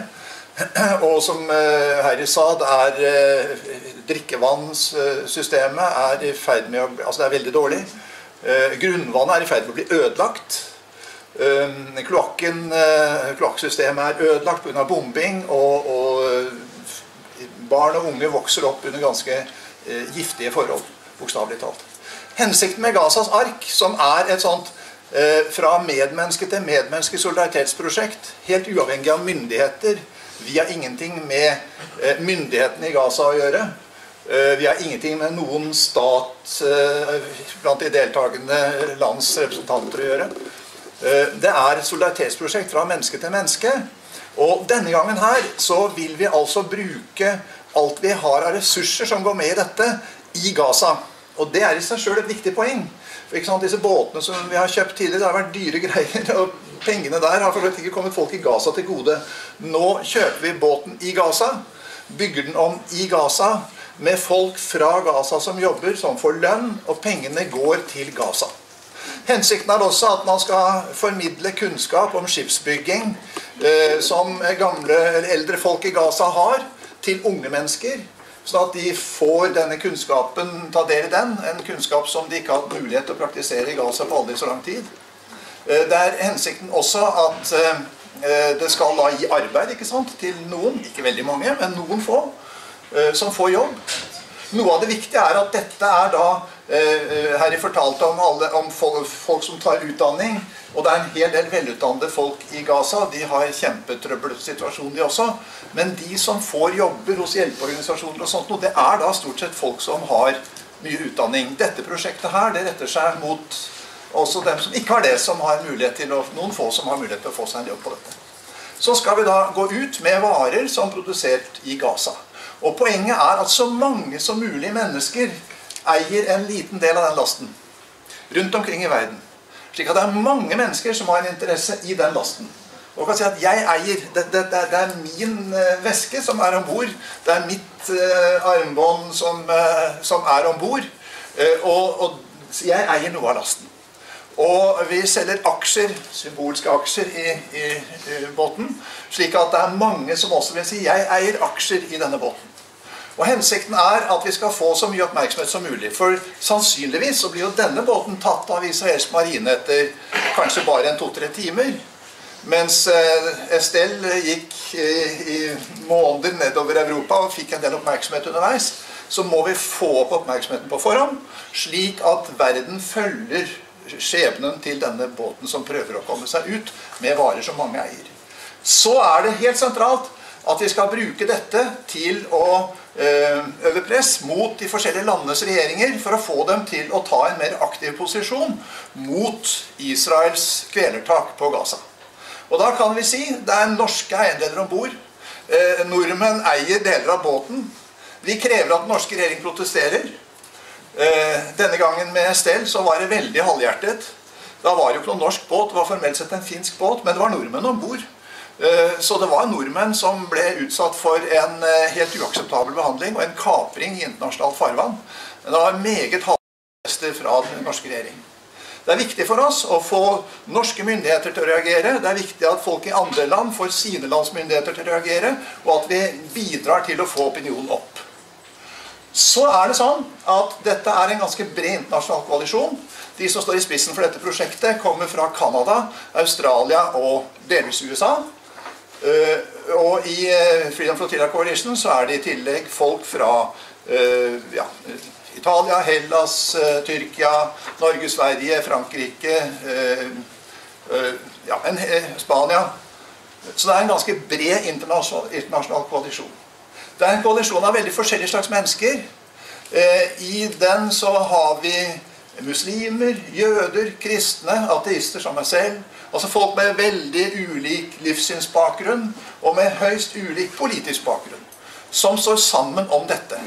Vi tar ikke stilling hverken for eller mot Hamas, vi tar ikke stilling hverken for eller mot det ene eller andre. Det er en solidaritet fra medmenneske til medmenneske. Og vi konsentrerer oss om Gaza. Så kan man si at det skjer så mye leit ellers i verden, og det er forferdelig det som skjer i Syria, og det er forferdelig det som skjer i Syria. Og det er jo da for eksempel den israelske ambassadøren og folk som støtter Israels politikk, sier at hvorfor kan dere ikke heller konsentrere om Syria? Og det er sikkert verre for folk i Syria nå enn det er for folk i Gaza akkurat nå, stort sett. Men saken er den at vi kan ikke hoppe fra land til land til land, om folk til folk til folk. Det er veldig viktig at det er noen som føler ansvar for å vise solidaritet med folk i Gaza, som er gjenstand for en langvarig undertrykking. Og som det er sagt her, dette er ikke bare i gåseøynene sånne korte kriger, det er en vedvarende tilstand. Blokaden, som det kalles, som vi også kaller det, men som altså er mye mer enn blokade, har ikke nok vært særlig intens fra 2007, men har også pågått lenge før den tid, men i mindre intense former. Dette er en langvarig sak, og vår oppgave er å bidra til den internasjonale oppmerksomheten. Så da Helga Hvitsten her, som er en strålende dame med en stor innsats i Ship to Gaza, Norway, hun har aksjer å selge, så alle kan bli deleiere. Vi har enda ikke varer å selge, men det vil vi komme til å få, og dere kan følge med på nettsidene våre. Og vi vil veldig gjerne at folk aktiviserer seg i dette arbeidet.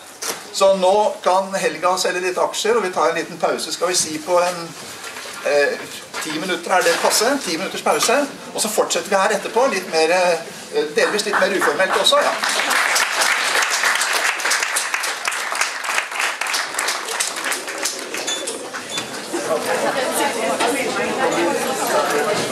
So this second part of the meeting is a more informal informal part of the meeting. We are really very happy to have you here. I'm very happy to be here. We should have had you here for a week at least. Please, questions, any kind of statement you want to do? Yes. I would love to hear a bit more about your project with the journalists this summer and what kind of strategy you are planning to use in order to get this out to the mainstream media.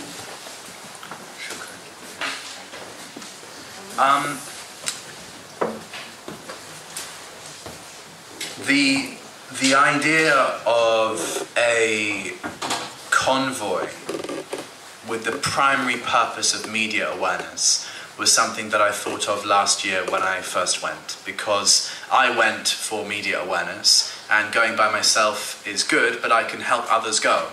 So it's the two things together.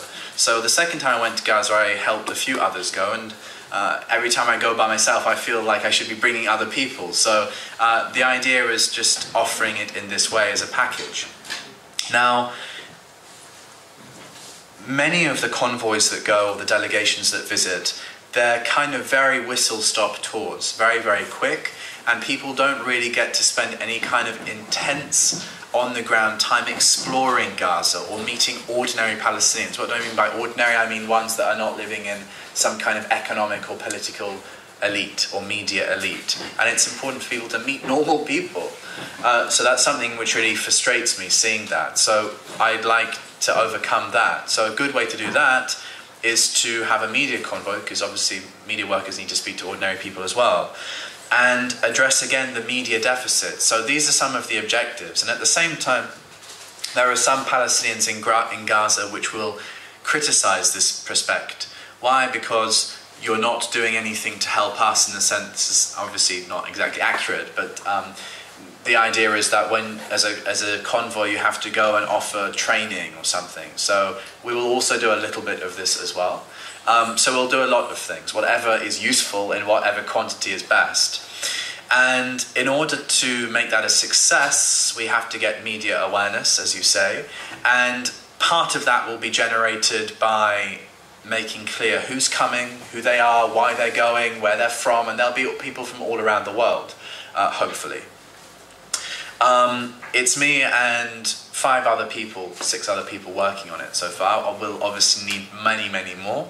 And we're only just coping to organize it with this current setup.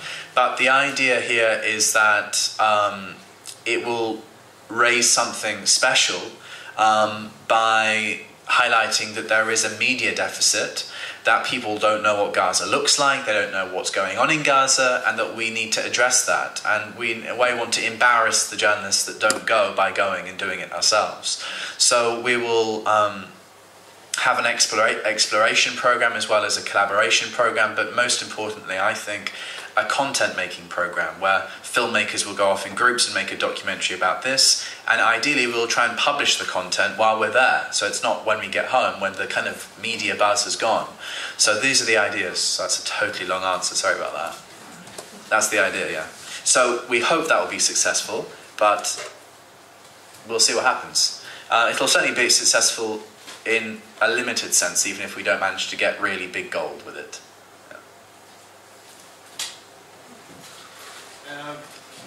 Actually, in Norway there's a friendship program between municipality of Tromsø and Gaza. They have been doing very much work together, and especially related to filmmaking. And if you would like, also you can get in contact with them, because they have been doing stuff related to that. I don't know if you're already involved. Yeah, good. There are programs, filmmakers going to Gaza and teaching. I personally find this a little bit odd, because there are award-winning filmmakers in Gaza, so why we need to teach Gazans? I mean, in a way it's kind of free expertise, because the expertise is already there, it's just those that are doing it won't do it for free, I guess. So this becomes a little bit of a weird thing. Yeah, it's... It does also the opposite side, I mean, like there is... Yeah, works both ways. You can't make everyone happy, this is what I learned, basically. I think this is so important that this is getting known. And I wonder, one question, how did you manage to get in, to enter Gaza? That's one thing. Me? But yes. Okay. And the other is, would it be possible for you to produce videos with your own voice and duplicate them, so that people like us who are we want to do something, but what, we are helpless. But all of us, we have contact.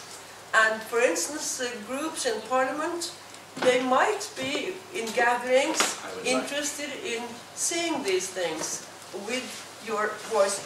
It would not be possible for yourself to meet us.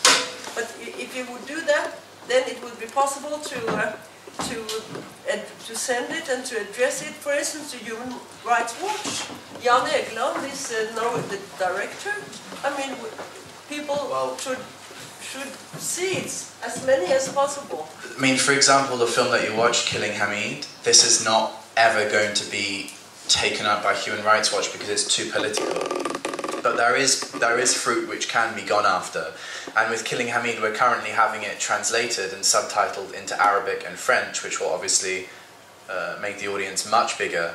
And I'm all the time asking for people to translate into their language. So the idea is to try and maximize the viewership.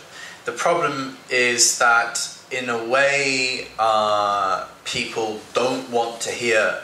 I was thinking about this in the last couple of days quite a lot. People don't actually always want to be told, people don't always want to choose what to watch. They want to be told what to watch. And in a way, this is a problem with programming video about the Israel-Palestine conflict, that they only want to watch it when they're told that it's important. And so that's a problem with distribution of videos like Killing Hamid. So I hope that will get seen maybe 30 or 40,000 times within the next 2 months. But even that is not great. It's a matter for me trying to find the best way to get distribution. And I don't mean distribution in cinemas, I mean distribution on YouTube and people actually seeing the stuff. And for me personally, in my work, there's a lot of work to be done about how that can best be made more strategic and better. Because they're certainly not reaching out to as many people as they could. So yeah. If anyone's got any smart ideas. I mean, actually, sorry, just to say one thing. Unfortunately, even in this day and age, a lot of it comes down to two things. Number one, the absence of money to advertise the videos, or to advertise the website that has the videos, which is GazaReport.com. And the second thing is this thing, people want to be told what to watch. In other words, they want to go onto a website which covers various issues, and they want to see that video there. They want to be told that they should be watching it. They don't want to choose to watch it, because that's how news works for them. So it's a matter of trying to overcome this. I just wondered, how do you feel about the Israelis trying to control media? Well, you know, that in a way they don't have to control the media. I mean, they do, but this isn't the main force which sees that the media is friendly. The media is automatically friendly. I mean, I was talking about the insurance and European insurance, including Israel. This says it all. You know, Israel is seen, and Israelis are seen like us. They're seen like us in the sense that we can understand state terrorism because we're responsible for it in Afghanistan and Iraq. So in this sense, all of the ideological bridges and similarities are there, which sees our sympathy increased with Israelis and with Palestinians. And with the prevalence of Islamophobia, racism, prejudice against poor people, and etc., sees again the downtrodden of sympathy with Palestinians. And so these are the, if you like, micro reasons which cause the prejudice. There are also macro reasons. That Israel is a rich country, technologically advanced. Practically every laptop or phone has a Intel processor, which is Israeli firm. So, I mean, even Benjamin Netanyahu, the PM, talked about children holding iPhones and iPads in their hands just a couple of weeks ago. It's all a very sexy image of Israel, and the military being sexy and etc. In the propaganda. It's something which we can more easily connect with. We don't understand terrorist groups or resistance groups because we never had to have them. So automatically there are massive structural reasons that see that the Palestinian point of view gets left behind in a way before even there's domination and actual control.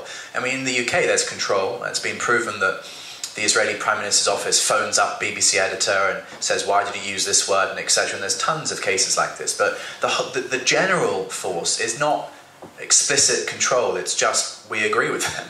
Or journalists are lazy to understand the Palestinian point of view. Being there during the war, when there are suddenly hundreds of journalists arriving, parachuted in, most of them don't speak Arabic, they don't understand the culture, don't understand the majority religion Islam. Really, they don't really have a hope in hell at properly representing a Palestinian narrative. And that was very clear in my opinion. You saw the tragedy, but you didn't understand the kind of context or the cultural or social context of it. So, yeah.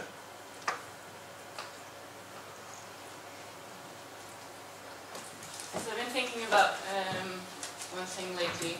Every time something happens in Gaza, every time there's an attack or anything like that, they always show the Israeli side by showing a well-dressed man, you know, sitting in an office looking very important.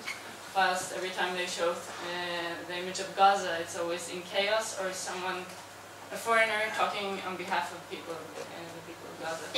What effect does that have, or is it possible to change that in some way? Because yeah, I mean, there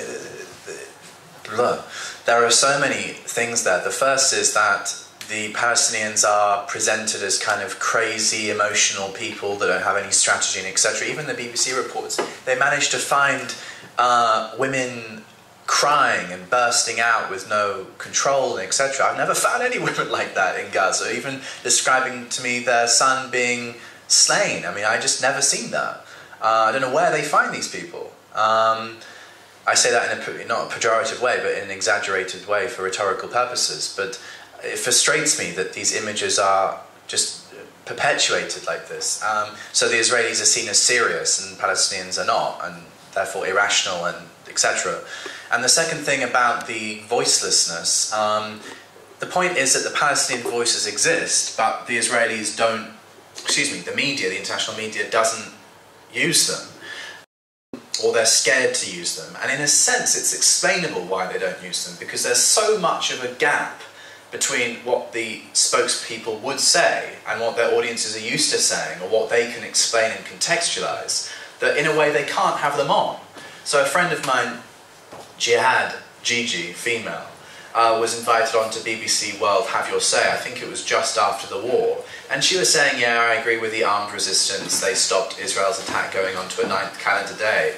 And in the context of the very kind of much more moderate, or not like her, other Palestinians that they found, not from Gaza, but around the world, as it happened to be, in a way she seemed a bit of a crazy one because of the contextualization and the way that they engage with her. So it's all about where the benchmark already is, and unfortunately, you know, it's miles off where it should be. That's why I try and in my documentaries to try and show Palestinians, not show Palestinians, to try and give ordinary people, I don't mean that in a pejorative way, their voice to speak about what's happened to them and etc. And I put my face on it so that people can, I don't know, more easily connect with it or package it into a context which people can more easily delve into, in a way as a kind of foreign correspondent kind of packaging or editing. That's my philosophy. Yeah. I have 2 points. One is, in my opinion, Israel is a European country. And it's actually not strange at all that they try to arrange a European football championship. They participate in the Eurosong contest. They are looked upon as a European country. They are civilized. They are from Europe. United States is by and large a European country as well. And I think that's very important, actually, the way we look at people.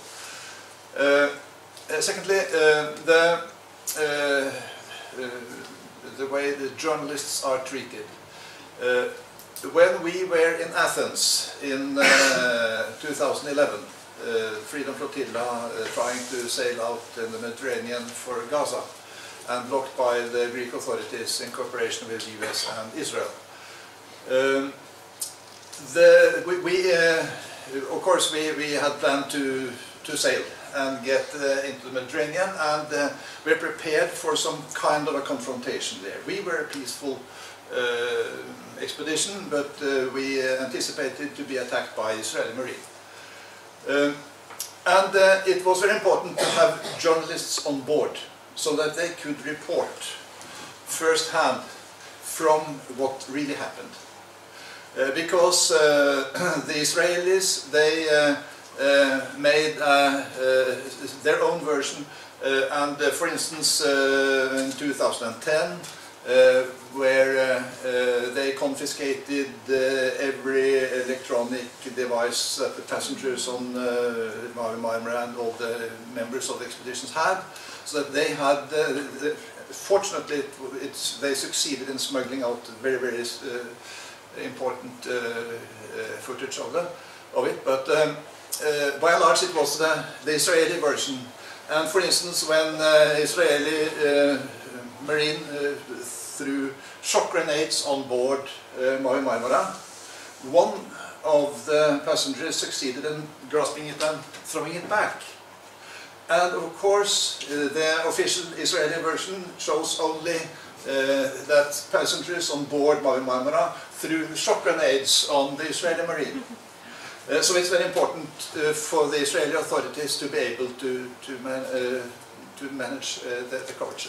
So Norwegian journalists and all international journalists were threatened by Israeli authorities that they would not be allowed entrance into Israel for 10 years if they were on board any of our ships.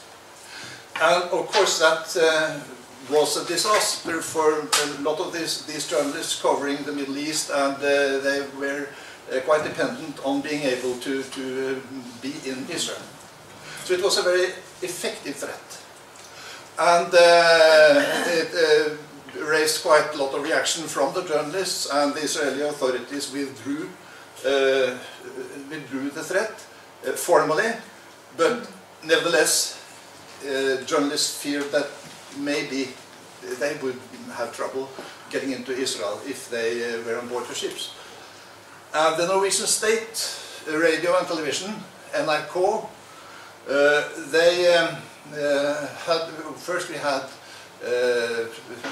they had the preparation for being on board our ship, but then they said that no, we cannot be on board Norwegian, the Norwegian, Greek, Swedish ship because it's too dangerous. So we are joining the Israeli Marines, and we are covering it from that. We trust that we will get a lot of information there. And that was really terrible. And of course it was dangerous. And that's why it was important to be on board our ships. Because it will be very important to have international journalists covering what's really happened. So I think that you are doing a very important job by getting all this out into the world, not the Israeli propaganda version, but the real truth. This is why the Israeli journalists, Israelis can't go to Gaza, because Israel doesn't want anyone to see what's going on. And this is why I almost certainly would be banned if I went to go to Israel, because a friend of mine who spent 4 weeks or so in Gaza making videos was banned from Israel for 10 years. He's not a journalist, but it's the same thing, a 10-year ban because he went to Gaza to make videos. So I certainly hope that I would be banned, otherwise I wouldn't be doing my job very well. So, yeah. But it's, it's just a sacrifice, professional, career, vocational sacrifice, so. That's part of the thing I wanted to talk about. How, if you can, briefly describe your experience when it comes to entering Gaza from Israel, and the difficulties in this regard. If they ban you, will you go to Gaza through Egypt? I don't go to Gaza through Israel. I don't go to Israel as a matter of policy. Okay. because I don't want to spend 1 shekel in Israel. So what do you do? I go through Rafah. To answer the lady's question, how easy it is to go, it's very easy to go. Yeah, honestly, it's easier than going to the West Bank. All you need is an invitation from a Gazan organisation in writing, which you submit to the Egyptian embassy in your capital, mine, London, obviously. And then within 3 weeks they give you an Arabic clearance paperwork from the Ports Administration, the ministry, which says this person has this clearance to go through Rafah into Gaza. You take both papers and your passport, and it takes about 3 hours, and there you go. Sounds nice, right? It's certainly easier than getting married, that's how I put it.